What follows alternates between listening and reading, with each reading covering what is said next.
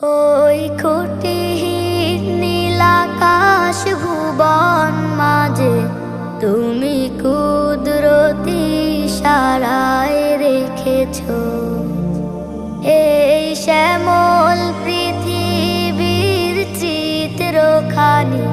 তুমি নিপুণ তোমার হাতে এঁকেছ। ওগো আল্লাহ,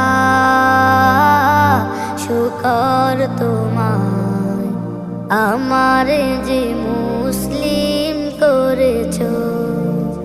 ওগো আল্লাহ, শুকর তোমার, আমারে যে মুসলিম করেছ। তুমি সাগরে